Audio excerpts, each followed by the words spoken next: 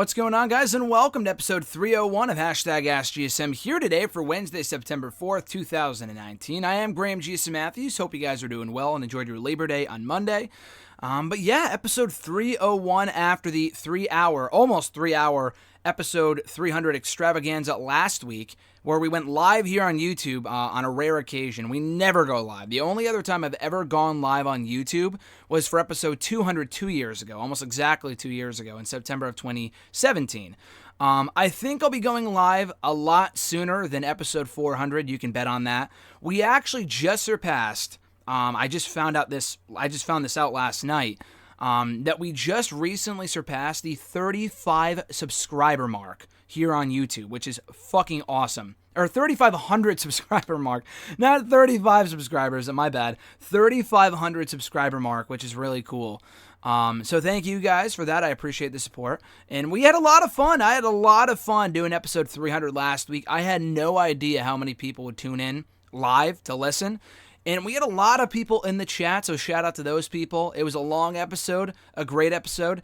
Not without its technical difficulties. My internet did die at one point, but then it picked right up where it left off. So if you listen to it in the archives, it's like no time was lost. I mean, there's a couple seconds where it's, there's just dead audio. It's dead air. But just because I was trying to figure out if I was back up and running or not. But beyond that, it was a great time.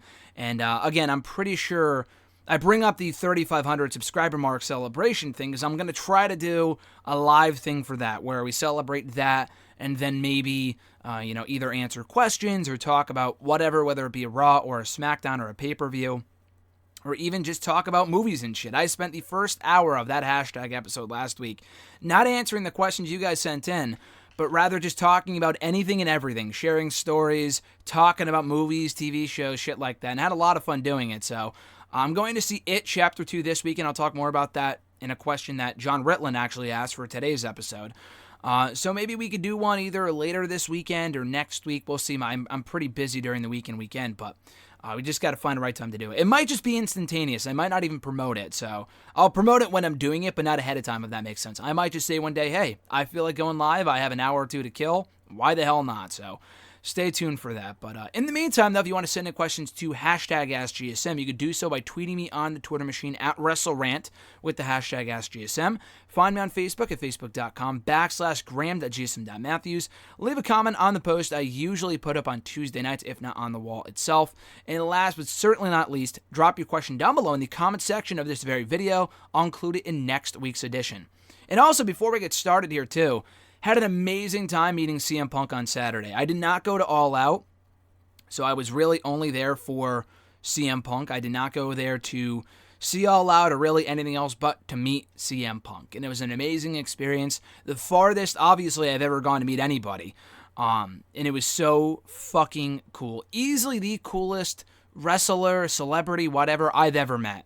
It was just an amazing interaction. And I got to meet Christopher Lloyd a couple years ago. That was also on my bucket list. Crossed that off the bucket list. CM Punk can now also be crossed off that list. And had him sign my replica Intercontinental Championship title belt while I was at it too. So just a great day, great time in Chicago with Alexis from Friday to Saturday. I had people say, hey, next time you're in the area, let me know. We'll do something, blah, blah, blah. This was really an impromptu trip. This came together about a month ago. I did not reveal I was in Chicago until Saturday afternoon after I had already met CM Punk. People were wondering, are you in Chicago? What's going on? When did this come together? This all came together about a month ago, really. The trip came together about a month ago, late July, when I found out CM Punk would be appearing at StarCast. And there we were. We made it happen. I'm like, I can't miss my opportunity to meet CM Punk. So, we made it happen, and we booked the trip, and everything was good to go, and we had to keep it on the down low. Alexis, I could not tell you how badly she wanted to talk about it and tweet about it and post about it and stuff like that on social media. She was a trooper. I told her to keep quiet just because I wanted it to be a surprise for whatever reason other than I'm just a weirdo. Because usually I'll hype up, hey, I'm going to WrestleMania weekend, or hey, I'm going to this trip, I'm going to Vegas for Double or Nothing. This was just us, so I could keep this on the down low and make it a surprise, so I randomly posted the video of me being in the Navy Pier, on the Navy Pier in Chicago, saying this is the worst town I've ever been in, even though it wasn't. It was a great time. I love Chicago. and then the picture of me and CM Punk. Also got to meet Brian Cage, the current Impact World Champion, which was cool, at StarCast. But posted the picture of CM Punk. Probably one of the most favorite pictures of mine I've ever gotten taken with a wrestler, celebrity, whatever. So, it was just a great time in Chicago over the weekend. But nonetheless, let's break down what you guys came here to listen. Your questions being answered by yours truly.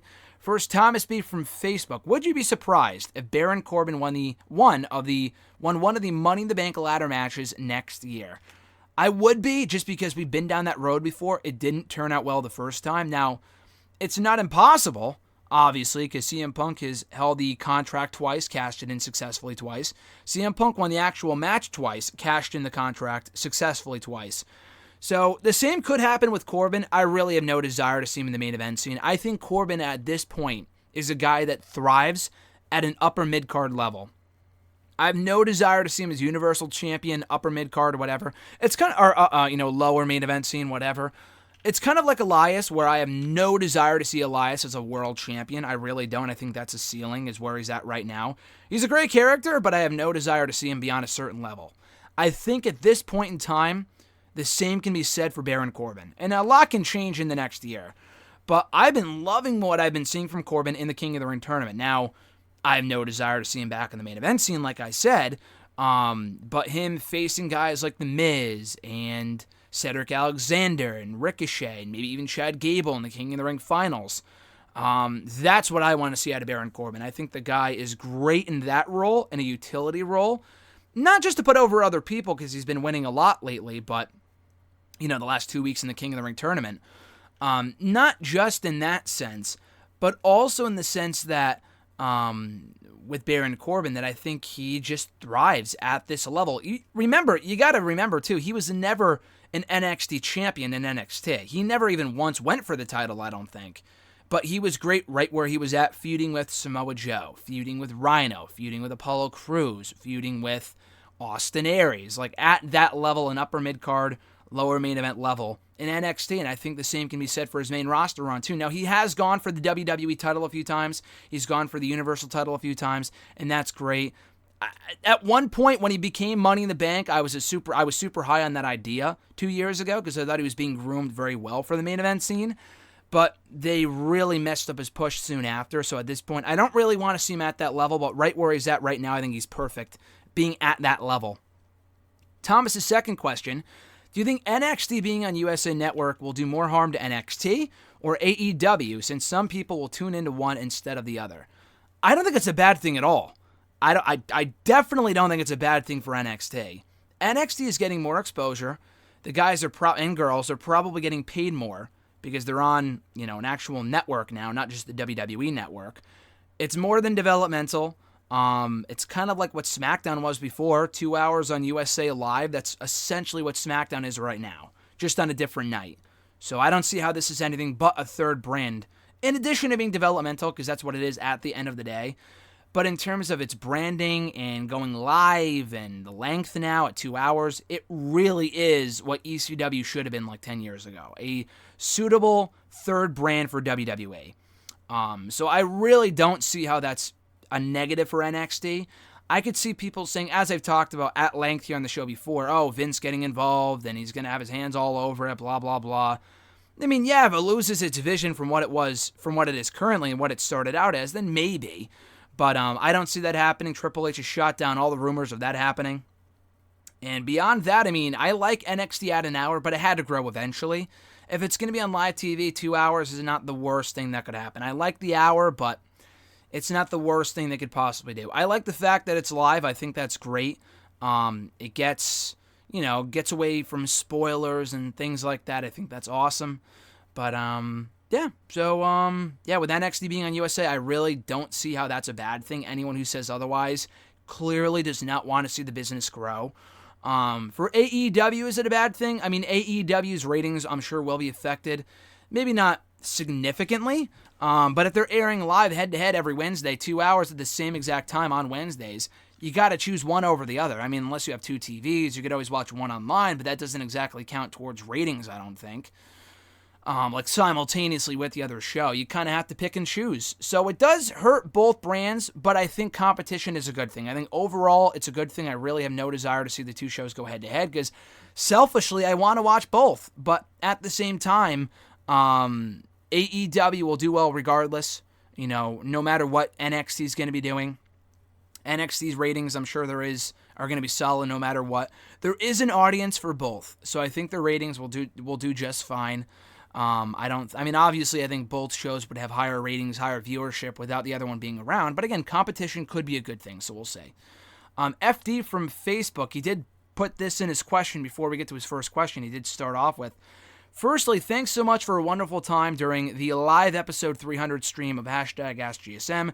We had fun talking about tons of stuff from comics, movies, your funny stories to, of course, wrestling. We had an amazing time with all the other #AskGSM buddies, even though I had to wake up till 1 a.m., had to wake up at 1 a.m. in the morning here in Malaysia for this live extravaganza. Again, thanks so much, and hope we at some point reach episode 400, or even as I want to see, 500. So, thank you. I appreciate that. We had a great time. Like I said, thank you for being a part of it and being so dedicated. Now we heard, and this is his first question. Now, we've heard a lot about the internet wrestling community, the IWC, and I honestly haven't heard that term in a long time now. Always complaining on how WWE have failed to build new stars and be in the forefront of the company and always bury them whenever they can. Here's the thing. AEW just crowned Chris Jericho, a guy almost at his 50s, mind you, their first AEW World Champion, which in a way is against the idea to see a young star carrying the company moving forward as their top champion. Sure, Jericho still has it in that kind of age, but do you feel that what WWE, or rather AEW, is booked here for their first world champion is against what the IWC wanted for AEW moving forward in order to compete with the WWE in the majority of the IWC? In order to compete with the WWE, I skipped the line there. In order to compete with the WWE in building new stars. Also, do you feel that when Jericho became AEW's first world champion, the majority of the IWC felt okay with it when considering that they have always complained about WWE to pushing their young rising stars always for the past few years? Are you okay with the outcome here? And what would be the majority reaction of the IWC if Hangman Paige could have become their first champion instead? A lot to unpack here. I think I might have mentioned this last week here on the show, and I definitely mentioned it on Wrestle Rant Radio. I think Jericho winning was the right call. I really do think that was the correct outcome. I thought it was too soon for Paige. He's been winning a lot lately, and obviously that's a good thing, but I feel like if they push Paige too heavily too soon, then he's going to come off like Roman Reigns light for AEW, and obviously that is the last thing that you want. His character's not quite there yet. He's great in the ring, but the thing is, the guy was never like a world champion in Ring of Honor. He should have been. He never was. It's just weird to see Paige in that spot right now. Maybe after picking up a few more key victories over key superstars, not just fucking, Kip Sabian and Jimmy Havoc and people like that, he can be considered a true main event player. I think he did well in that match. The match was very good. It wasn't great. I thought it was kind of underwhelming, but I don't disagree with the fact that it was the main event. It's to crown their first ever world champion. Why wouldn't it be the main event? I know Omega and Moxley was billed a lot earlier, and maybe that would have been the main event. I guess we'll never know. But I thought the decision to have the world title match go on last was not the wrong one. I thought that was the right call. In terms of putting the belt on Jericho, a guy that's almost in his 50s, honestly, he's a recognizable name. I agree with, I know RJ had tweeted me a couple days ago saying, I understand, he was saying it in jest. But, Jericho said after Brock Lesnar won Money in the Bank back in May, he was like, that up-and-coming Brock Lesnar, got to get the belt back on him. And then Jericho becomes their first ever world champion. Is it hypocritical? Of course, obviously. It would be different if they brought in friggin', Hulk Hogan and put the championship on him. Or a Sting. Or a Shawn Michaels. Jericho is not exactly... Is he an old-timer? I guess, but the guy's been active largely in the wrestling community for the last 20 years now, where it's not like, he's an old-time legend. Yeah, he's a legend, but he's not like Sergeant Slaughter kind of legend, where he's been out of the business for 20 years now, and they just put the belt on him out of nowhere. He's been active. He's been having great matches. The Paige match was very good. The Omega match, the second one was very good too, but the first match I thought was awesome. The Okada match was really good, so... It's not like he hasn't been keeping busy over the last number of years since he left WWE 2 years ago. I thought Jericho winning the title was the right call. He's a great heel. He had that awesome post-match celebration backstage, which if you haven't seen it, you absolutely have to make time to watch it. It was just hilarious. But yeah, I thought it was too soon for Paige. People saying, oh, it's okay for Jericho to be champion despite the fact that we complained about it with WWE, blah, blah, blah. I saw a lot of people that weren't happy about Jericho becoming champion, so it's not like everyone was okay with Jericho becoming champion. I had my doubts too. I thought it initially sent the wrong message to put a championship on a guy who is a former WWE guy, but he's a big name. They don't really have anyone else better to put it on right now. Just keep the championship on him for a little while. I know it's different because he's the first ever AEW World Champion. It's not one of their own guys. I think that would have been a good spot for Omega. But at this point, I think it's the right call to put the belt on Jericho. We will probably never get another major title run again. We probably all said that 10 years ago during his World Heavyweight Championship run, but I'm glad he's getting another title run. I mean, I said a couple years ago when he was in WWE, I was hoping that he would get one more World Championship run, and he didn't get it before he had to leave in 2017, so I'm glad he's getting it now. A little late, better late than never, though. But yeah, I really don't have an issue with it. I could see why people would be upset with the decision, but overall, I think it's the best possible move right now for AEW moving into their debut show on TNT in early October.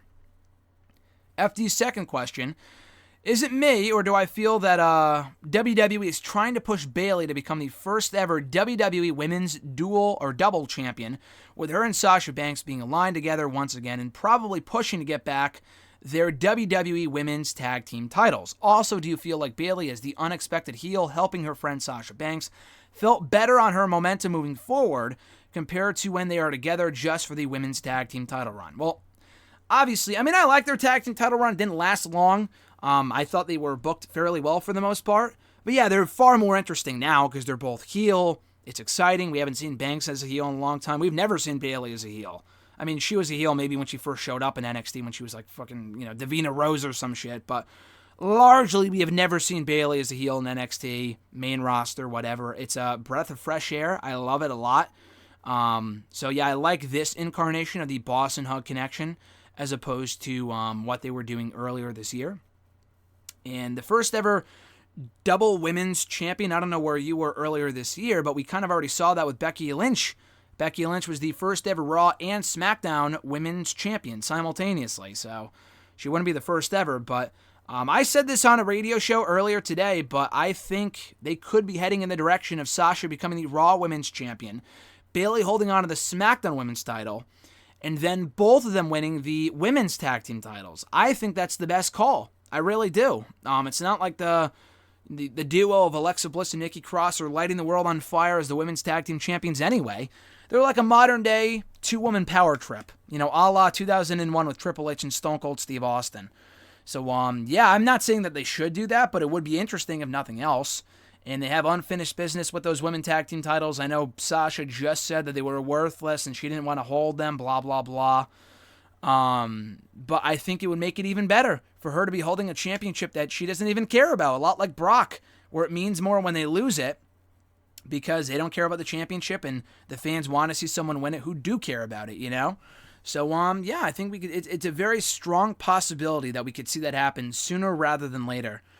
Their next question.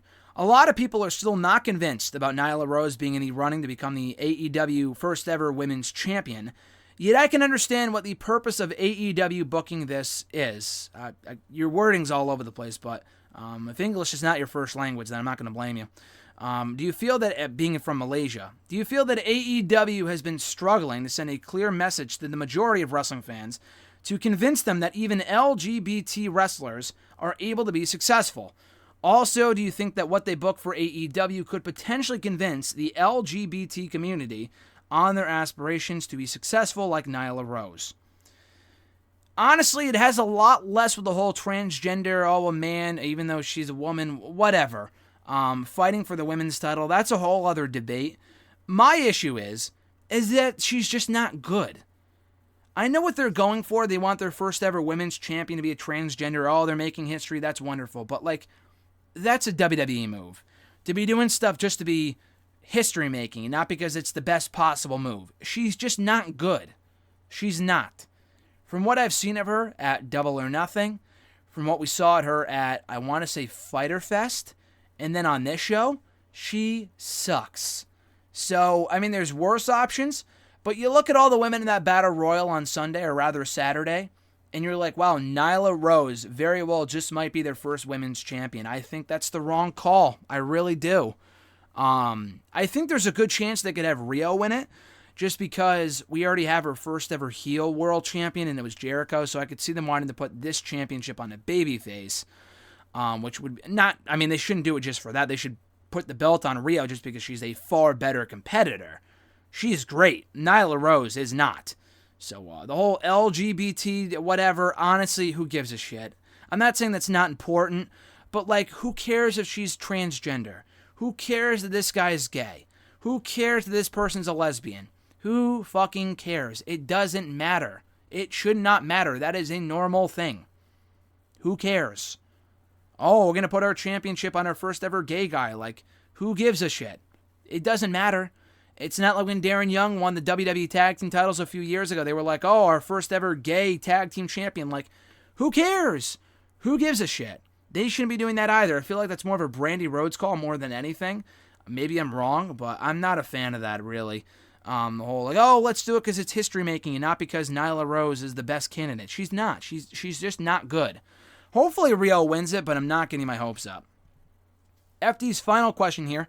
Your thoughts on Kylie Rae's release from AEW and potentially her impending retirement from pro wrestling in general, according to some sources. Another future pro wrestling gem wasted in your opinion. With Kylie Rae, it's not like she was outright released by the company. I mean, she was, but just because she asked for it. She wasn't wasted. Not like not talking about intoxicated, but it's not like, oh, AEW did nothing with her. First of all, they started only a few short months ago. She had a great showing in that 4-way at Double or Nothing, and then that was it. She was supposed to fight at Fyter Fest, and then she pulled out, and we haven't seen her since, and nor have we heard from her in that time. She's been persona non grata on social media for the last 3 months. She deleted her Twitter. Very weird. So I don't know what's going on with her, whether it's a health thing, a personal thing, I don't know. If she was to retire, that sucks. I don't know if it's an injury or a mental health thing. I have no idea. I feel like if it was an injury, then she wouldn't outright just delete her Twitter. I thought that was a bit, weird. But yeah, I mean, it's a shame because she's so good. I was really high on her when they first brought her in. I didn't know anything about her, but from what I saw of her at Double or Nothing, I was a fan.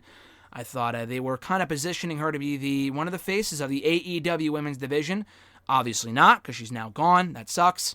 But, yeah, so best of luck to her. Hopefully everything's okay. Nothing's terribly wrong, but there must be something up. If she left the company and, she deleted her Twitter and all this other stuff, that's definitely not a good sign. It's not like she asked for time off. She outright asked to be released, and that's a real shame. Brian P. from Facebook, his question was, who is your favorite underrated superstar past and present? I mean, obviously the past would be William Regal. I still think he's very underrated. I think a lot of people realize how great he is, but the fact the guy was never a world champion, to me, means that he was underrated. So obviously William Regal for the past. Present, I'm a big Chad Gable guy. I know he's winning a lot now, but he wasn't before. He is very underrated.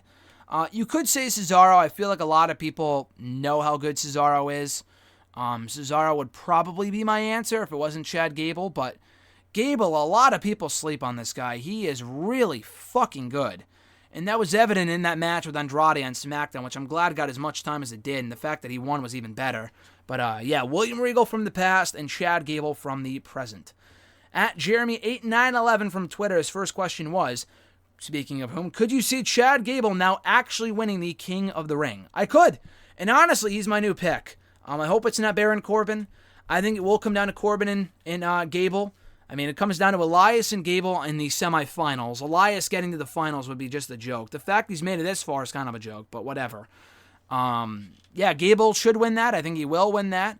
And then it'll come down to either him versus Corbin, Joe, or Ricochet. Now, any one of those matches would be awesome. I think it is coming down to Gable and Corbin. Solomonster actually said that before anyone else weeks ago. So props to him for that prediction, but I could very well see that happening. These guys are... I mean, Corbin, again, I think he works well with smaller guys. And I think teasing that he could win the entire thing is good because it's going to make people want to see Gable win that much more. Honestly, Corbin going to the finals is probably for the best because people really do not want him to win. I don't want him to win. So all the near falls will be suspenseful, better than they would be for like a Ricochet who also people want to win. They'll probably side with Ricochet if he faced Gable. So I think Corbin's the right guy to go to the finals and lose to Chad Gable. There's a very good chance he could win this whole thing, which I had no expectation of whatsoever, but I'm glad he's getting a shot, and they're making the most of it. He got really over in that match on Tuesday. The crowd was going nuts for this guy. So hopefully, hopefully it ends up in his favor and he ends up winning the entire thing. Jeremy's second question, thoughts on The Fiend possibly going into Halloween as the Universal Champion? I think that's cool. I think I tweeted that on Monday during Raw when it was first announced that Wyatt may be going for the title at the pay-per-view, but I think that's awesome. It's really cool. Maybe they could do some sort of Halloween special, which I know is on a Thursday this year, so maybe not. But I think it's very, perfect timing, to be honest with you. But yeah, I have no issue with The Fiend becoming champion. I really don't. I like Rollins as champion. It's a better option than Braun. I really don't see the desire. I really have no desire to see him win the title. He's just fell off a cliff the last couple of years in terms of momentum and fanfare and stuff like that. But The Fiend taking that title from Rollins at the next pay-per-view is the right call. And I think it will happen. I think it should happen. And the timing could not be any better with Halloween right around the corner. His third question, do you think this is a ruse by Daniel Bryan and Eric Rowan, or do you think Bryan is actually innocent? So I wrote about this in my SmackDown review, which hopefully should be up by the time you listen to this. I was just really busy last night. I had to go out yesterday. Wasn't back until after SmackDown started. So I had a really busy night. I had to write an article. I was up till like 2 a.m. So it was a long night. I was busy this morning, so the review will be up. Not as late as the All Out review. That went up 3 days later. So I apologize for the delay, but the SmackDown review should be up by the time you're listening to this. But I did write in that review, I still think it's a ruse. I still think that Daniel Bryan is behind it. I mean, they're going to have to really find a way to make it interesting now, because Rowan has since attacked Bryan and put him through a table on Tuesday. So I don't know how they're going to explain that, but part of me still says that Bryan is not innocent, and this is all just, killing time until we get to Roman Reigns versus Daniel Bryan at the next pay-per-view, or perhaps even later than that. And his next question, John Ritland's next question, at Reborn Again on the Twitter machine. Check out all of his YouTube content. Awesome stuff.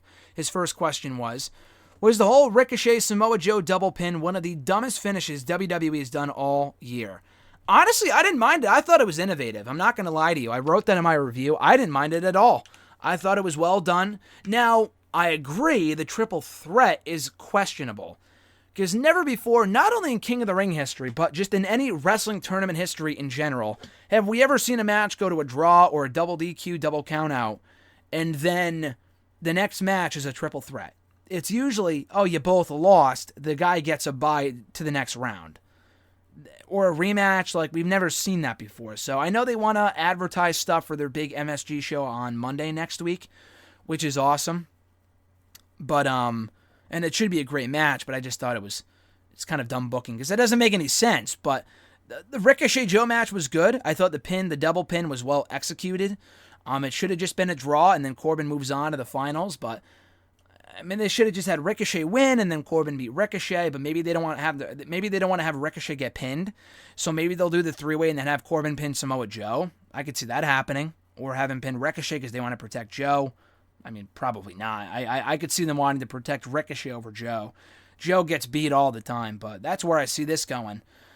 John's second question, could AEW possibly have the most loaded tag team division among the major wrestling promotions in the world?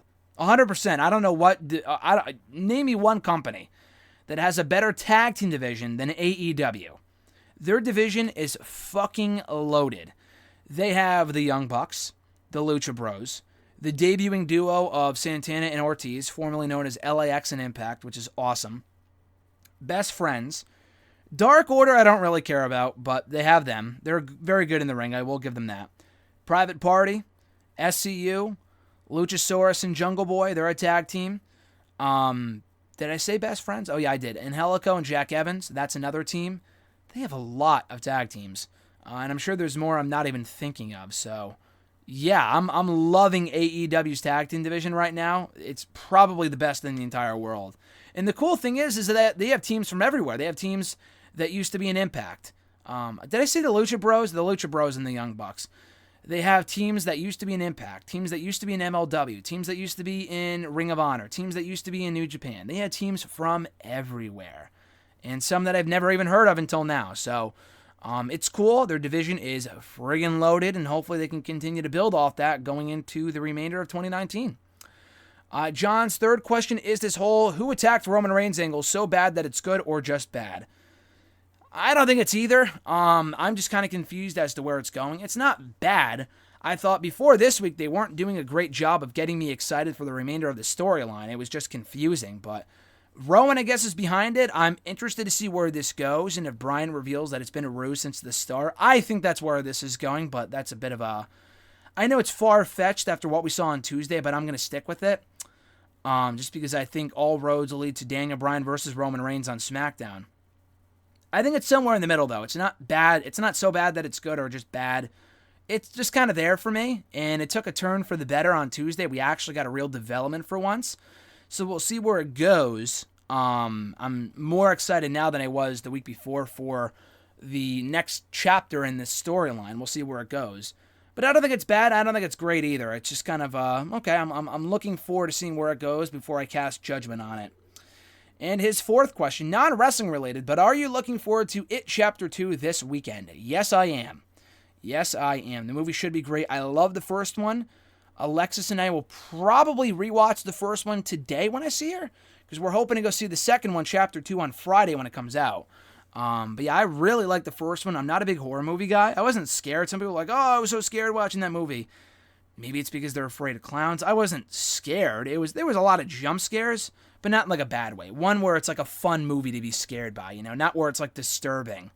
But I like the movie a lot. I really liked It Chapter 1. I'm looking forward to It Chapter 2, and maybe I'll give my thoughts, if you ask me next week, what my thoughts on it were. And hopefully we could check out your review of it too, John, if you put up a review of It Chapter 2 sometime this weekend. And I'm sure you will.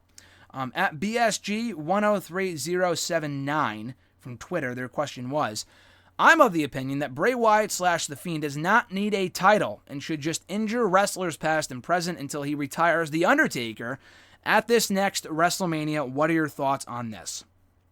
So he doesn't need a title, but I think it would be cool if he did.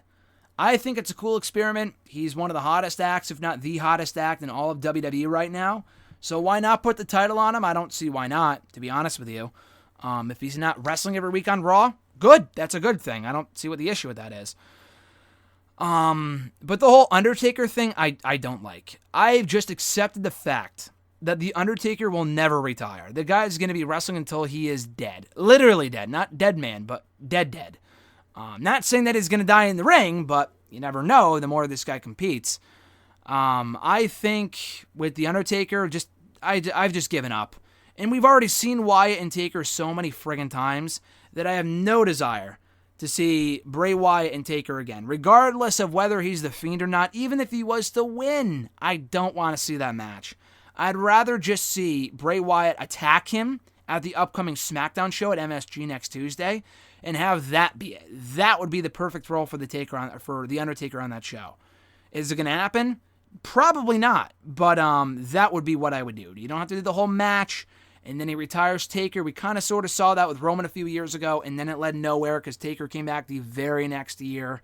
I don't want to see the match. I'd rather just see Bray Wyatt attack him on an episode of SmackDown, preferably next Tuesday, and then move on from there and capitalize off that momentum by becoming the next Universal Champion at Hell in a Cell.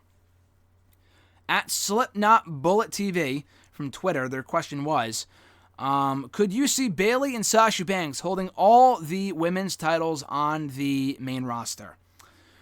Yeah, I could. I said that earlier. I could see them being a modern-day version of the two-woman power trip, with Bayley as the SmackDown Women's Champion, Sasha Banks as the Raw Women's Champion, and both of them as the WWE Women's Tag Team Champions. And honestly, that's not really that bad of an idea. I mean, I hate to see people hold two titles at once, because it kind of takes away from both belts a little bit, but like Rollins and the tag titles and that whole thing.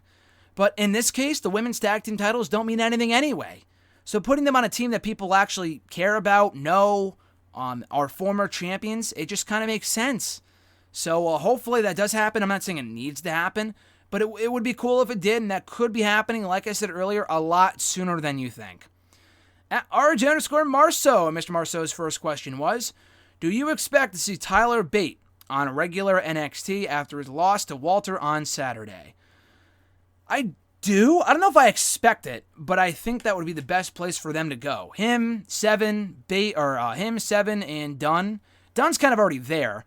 But it was interesting that Dunn was not at the UK TakeOver on Saturday. Now, he showed up after the main event to help out Bate and Seven too, but he wasn't wrestling. And that's big, because Dunn has been the biggest part of that brand, more so than anyone else. And he has not been on NXT UK since he lost his rematch for the UK title a few months ago on NXT UK TV. So, I think all three of them could benefit from a move to NXT. Now, we've seen Bate and Seven before versus Undisputed Era. They had a whole feud last summer. So, I mean, you can't really do that again, but maybe they do their own thing in singles competition. I mean, that wouldn't be a bad idea. Seven's kind of done all there is to do in NXT UK as well, so I wouldn't be opposed to him moving to NXT proper. They're going to need more people when they move to 2 hours in a few weeks. I think 2 weeks from this week, I think. But, they're going to need more teams. They're going to need, especially if the Street Profits go up, they're going to need more single stars. They're going to need a lot more of everything. So Bate, Seven, and Dunn moving to NXT full-time with the occasional one-off appearances in NXT UK would be preferable. Now, I know they never won the UK tag titles, Mustache Mountain that is, but they're now in possession of Mark Andrews and Flash Morgan Webster and their baby faces, so it doesn't really make much sense for Mustache Mountain to beat them for the titles. But yeah, that's where I see them going, and I could not be happier. Bates a star. Arj and I were texting about the show on Monday. The guy's a star. He's really, really good.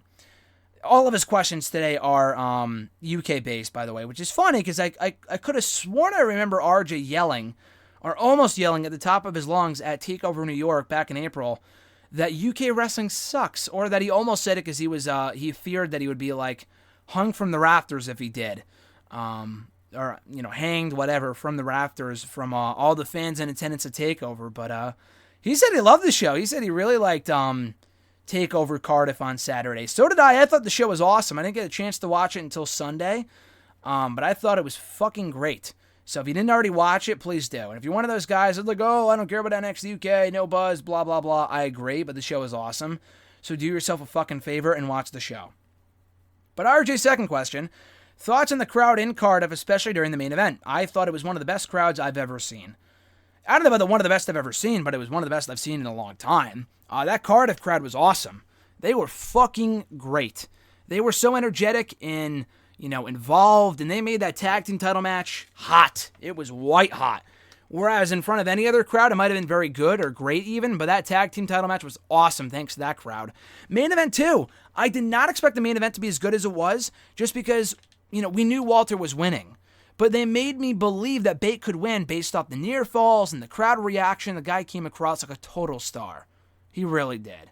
That crowd deserves a fucking Slammy Award for whatever that's worth in 2019 for their crowd participation and involvement in that show on Saturday. They were awesome. Hopefully they go back to Cardiff at some other point down the road because they were great here. I think Triple H said in the post-show exclusive interview for Facebook or whatever that Vince McMahon said to him that building they were in on Saturday was one of his favorite buildings of all time. One of his favorite buildings to be in for a wrestling show, I guess.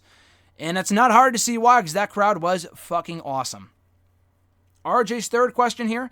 Could you also see Toni Storm going to NXT as well after dropping the title, the NXT UK Women's Championship?